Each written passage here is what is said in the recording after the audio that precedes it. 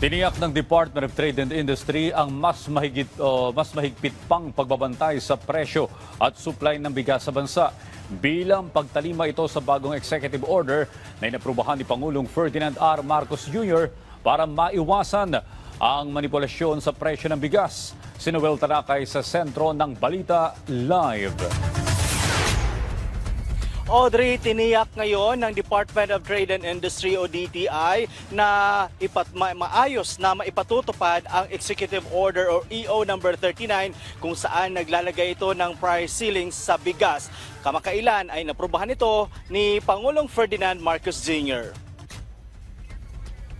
Iginiit ni Trade and Industry Secretary Alfredo Pascual na hindi price freeze ang Executive Order number 39 ng Pangulong Marcos Jr. Sa laging handa kanina, sinabi nito na ang nasabing EO 39 ay nakatutok lang sa presyo ng bigas na milled rice at regular milled rice, kung saan sinabi rin nito na epektibo ito ngayong araw para anya matiyak at striktong masusunod ito ng nagsanib puwersa ang DTI at ang Agriculture Department sa pagmumonitor ng presyo ng bigas sa mga palengke at merkado. Babala niya sa mga lalabag nito na maaari anyang makasuhan sa ilalim ng Price Act sa lalabag ng price ceiling kung saan pwede makulong ng hindi bababa ng 1 taon at hindi naman lalagpas ng 10 taon. Magmumulta rin anya ng hindi bababa ng 5,000 at hindi naman lalagpas ng 10 milyon. Meron din anya kaparusahan para sa maghuhord kung saan katuwang nila ang pagpapatupad ng batas ang Philippine Competition Commission o PCC at iba pang law enforcement agencies. Layo nito na maiwasan ang manipulasyon sa presyo ng bigas sa merkado. Matapos nila maobserbahan na mayroong kapansin-pansin na pagtaas ng presyo ng bigas nitong nakaraang linggo. Narito ang pahayag ni Trade and Industry Secretary Alfredo Pascual.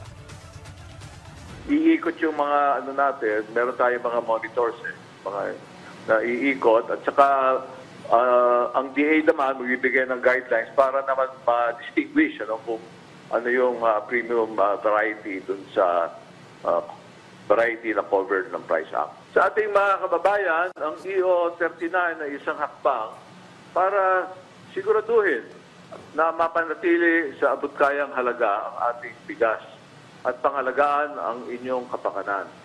Kami ay naririto para sa inyong kabutihan at para tiyakin na mayroong patas na kompetisyon sa ating mga palengke at merkado.